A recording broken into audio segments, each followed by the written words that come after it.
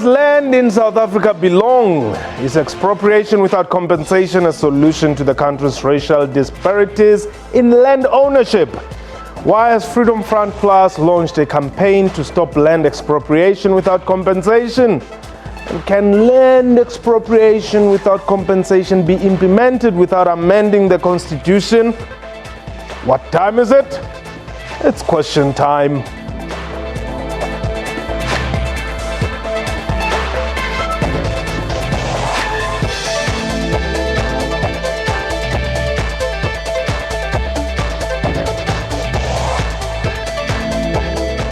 Khotsong, Rula, Muraro, and welcome to the show. My name is Mpho Tsedu. Open quote, we want to heal the pain of the past. How to heal the pain of the past? We want to give land to our people.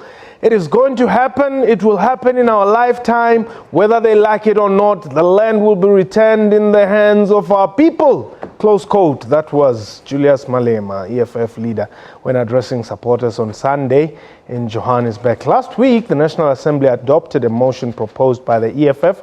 It proposes a review of Section 25 of the Constitution, which relates to the right of property ownership. The motion was adopted with a vote of 241 in support and 83 against. The committee was instructed to report back to the National Assembly by 30 August. In terms of events, Freedom Front Plus has launched a Fight Back South Africa campaign to stop the expropriation of land without compensation. We are live, and therefore you can call us and air your views. The numbers to dial is 089-110-4210, internationally +2789-110-4210. Our Twitter handle at QuestionTime24. And a reminder that you can stream us on our Facebook page, SABC News Online, and our YouTube channel, YouTube.com/SABC Digital News. Now, my guests today, joining us from our Sea Point studios, are Sam Matiase. He's an economic freedom fighters, member of parliament, and Dr. Peter Groenewald is leader of the Freedom Front Plus. Gentlemen, let me welcome you to Question Time. Dr. Groenewald, let me just start with you. Why are you opposing this noble idea to expropriate land? Okay, you call it a noble idea. I not necessarily agree with the nobleness of it. Firstly, we say that we must remember that private property ownership is the cornerstone of a democracy, and it is also the cornerstone of a free market economy. We say that if we're going to allow expropriation without compensation, it will have a negative effect on the economy. We will not obtain the economic growth which we need in South Africa.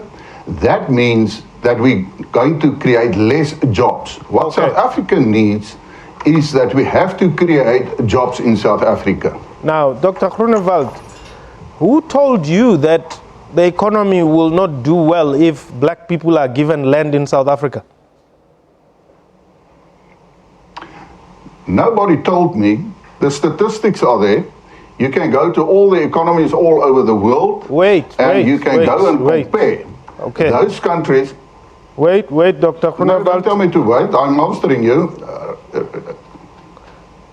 I want you to talk to the South African situation, because I do not think you have on record any statistics that says that show you that black people have been owning land here and the economy has suffered. What are you basing this on? I'm basing it on the latest business confidence index in South Africa, which was released this morning. And there's already a decline just on the announcement of the acceptance of the principle of expropriation without compensation.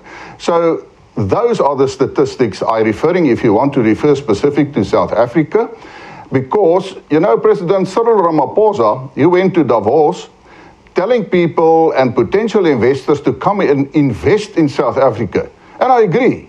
We need those people because we have to create jobs. And already it has been said that they are thinking again whether they want to invest, and that is reflected in the latest this morning's economic or business confidence index or it's already declining. Those are the statistics. So, briefly, the EFF or the Freedom Front Plus is saying black people must not be given land because the economy will suffer. No, that's not what I say.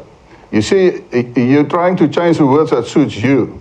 We said expropriation without compensation is not acceptable. Expropriation, in general, is all over the world. So the principle of expropriation is not a problem. All over the world, they use expropriation to expropriate land for public use, to build bridges or railways or whatever the case may be. What we say, we are opposed to the principle of expropriation without compensation. That is what we say. So please keep to the facts. Let me bring in your colleague there in Parliament. The EFF put the motion, which was quite overwhelmingly supported in this past week. Now, you have to deal in the process with sentiments such as expressed by Dr. Groenewald there. Your response, please. Look, Mr. Groenewald is sitting here comfortably, and he dismisses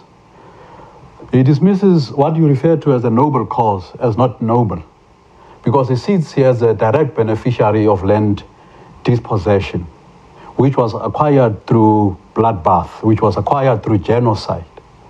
So that doesn't surprise me that he views this not as that noble. But he must realize that the wind of change are blowing, and are blowing from Sina to the Cape Peninsula, from Richmond in the east to Saldanha Bay in the west, and the whole of South Africa. The land must be, and this is what Dr. Groenewald must understand, is holy. And where he's seated is sitting on the holy land.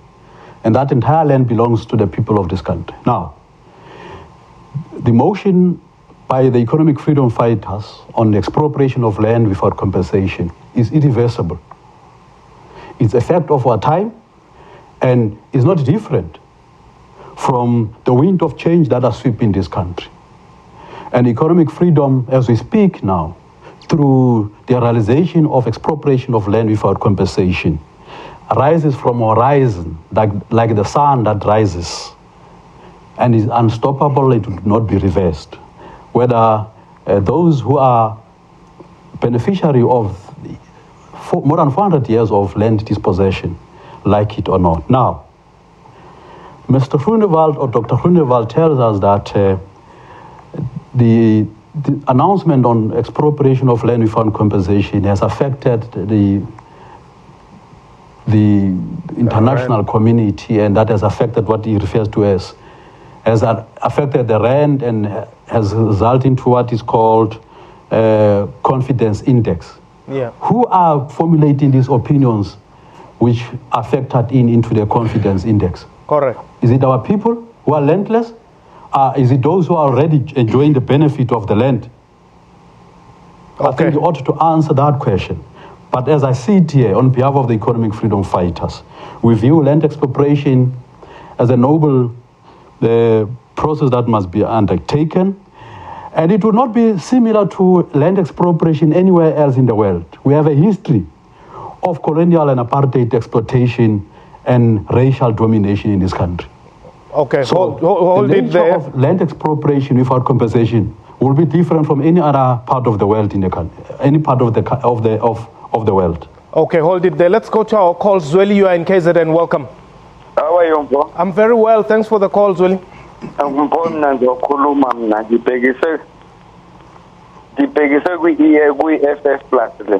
There is nothing wrong with those people took our land 17th century, 18th century free. Why you must pay back that land? They took it free. There is nothing wrong with that. They are scared. Bye-bye. Thanks very much, Zweli. Well, Dr. Groenewald, Zweli thinks that the land was taken for free and therefore it must be brought back for free.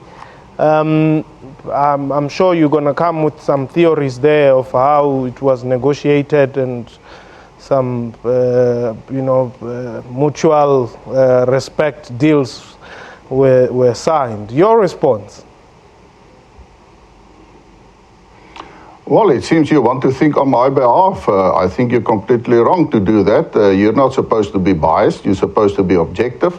But let me first say that I agree with my MP colleague here that surely the winds of change are blowing in South Africa. But the EFF is forcing to ensure that that winds of change is going to become a tornado. And a tornado demolishes everything in its way. So that is what I want to say as far as winds of change are going to concern. Let me first say this. It is quite general knowledge that everybody wants to interpret the history on their own way to suit their own goals. That is true. But unfortunately, we have to go to see exactly what happened in history.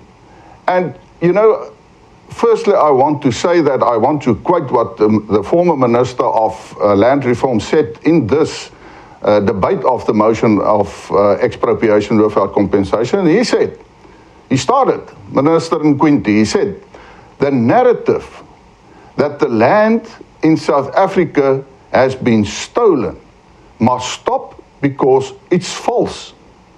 When I participated in the debate, I quoted the Honorable Prince Mangosuthu Buthelezi, where he said in 1996, with a commemoration of the battlefield of Blood River, he apologized on behalf of the Zulu nation towards the Afrikaner for what Dingaan did to Piet Retief. So, wait, Dr. That we go into the history. Let me finish. Let me finish. Let me finish. Dr. It's no use you're taking so long to explain your point, and it is important that you must also listen to me when I interject, because I have to also take calls on the other side. But did you say that Dr. Buthelezi apologized on behalf of the Zulu nation for fighting for their freedom?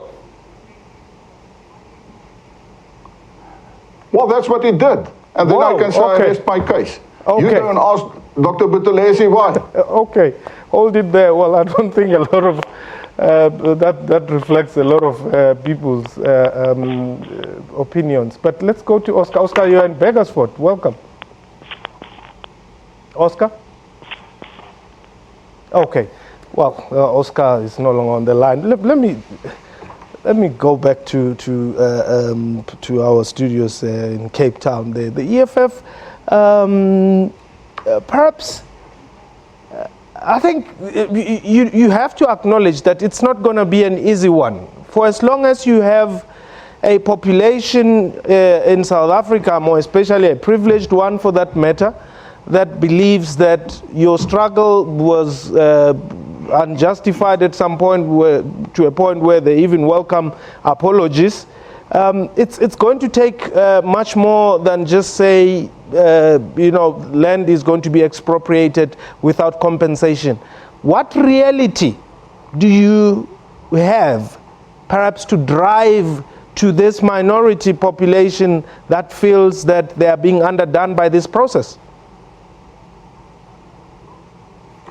Look, we are not in denial that it would be a long struggle, but that struggle must come to an end. Our ancestors have already paid dearly with their lives to fight for the land and for the return of the land to the people. And we, as the generation of economic freedom fighters, we've got nothing to lose. As a matter of fact, we've got nothing to lose. And we are saying land must be expropriated without compensation, and it must be placed under the ownership of the state, as the state as the custodian of the land, so that we can abolish all forms of discriminatory patterns of land ownership, be it feudal or semi-feudal forms and patterns of land ownership and tenureship, be it colonial, racist, apartheid patterns of land ownership be capitalist, private forms of private ownership. These must be abolished. Okay. And they must be replaced by an egalitarian, progressive and revolutionary form of land ownership that shall be placed and be held by the state on behalf of all our people. All right, Ayanda, you're in Cape Town. Welcome. Look, quickly before I've got just one comment. It's on this question of land. I just wonder if, we have actually made sure that we utilize all the land that we have that was never stolen by white people before we can actually begin to repossess the one that they stole from us. Oh, okay. Well, I guess it's...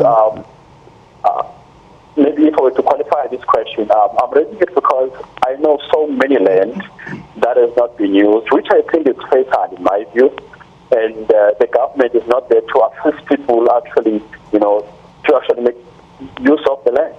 Why can't we then start by equipping people and giving them the resources in order to use the land they have? Then from there we go and talk about the land that was stolen. Well, okay, Ayanda, thanks very much for that call. But I would also refer you, for instance, to the Native Land Commission, otherwise known as the Buman Commission, out of which the racial prejudice emerged quite strongly there, whereby the Africans were not supposed to occupy fertile land. So perhaps the land that you may be seeing lying dormant there may not necessarily be of agricultural value or something of that sort. But Dr. Groenewald, perhaps as we go towards closing, how do you suppose this land question is addressed? Ideally, in your Freedom Front Plus world, what would make you happy? Well, firstly, I think what is very important is what just the member from the EFF said. And the viewers must listen very carefully.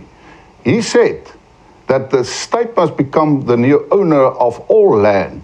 So there's a misperception that people think with expropriation without compensation that the individuals, that they will become the new owners of the land. That is not true. They want the state to be the owner. So you're not going to receive any title deeds and to become a private owner of the land. What we want to see is firstly that the government start to become competent with the land reform program which they started in 1994. If they did their job well and ensure that program was successful, then the problem would have been solved. At the moment, the government owns more than 4,000 farms lying there and not utilized. They must ensure that that happened. The minister Nkwinti himself, when he was minister himself, said in 93% of the cases of claimants, specifically when it came to restitution, said they want the money, not the land.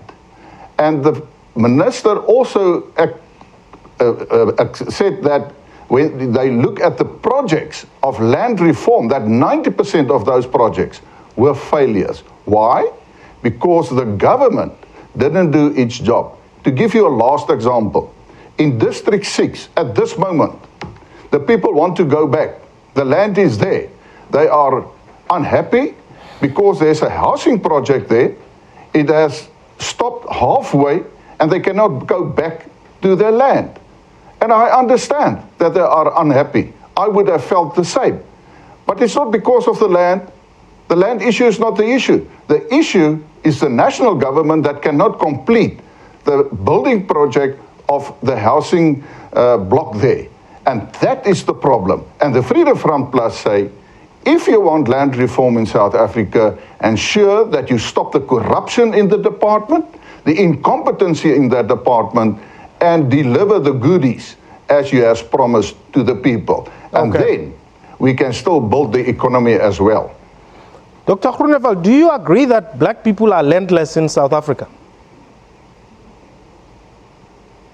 No, I don't agree with you. It depends what you mean by landless. There are good successful upcoming black commercial farmers in South Africa. How many And out they are of the doing very well. 25,000? So it depends what you mean.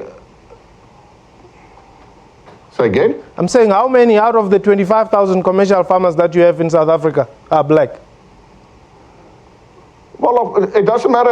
The fact of the matter, there are of them, and it is a process. Okay. You mustn't think that if you just give someone a piece of land, tomorrow that they will become rich and that they will just become farmers. Farming in South Africa, the agricultural sector, is a highly specialized system. And you must also remember, South Africa, only a third is actually, can I say, positively it can be used for agriculture in South Africa. South Africa is not an agricultural friendly land, but now what do you want to do? You're just looking at figures. Okay. No, if you don't want to have a threat to food security, go through a process. And if the government have ensured that the process was duly followed, since 1994, there would have been more successful black commercial farmers. Okay, Dr. Groenewald, unfortunately we have run out of time. Badly so. I really wish we can have more time on this subject, and if it means I have to come down to Cape Town, I will. For the land, I shall. And that was question time for today. A big thank you to my guests and to you for watching the show. From me and the entire crew, you have yourself a wonderful time. I be hot.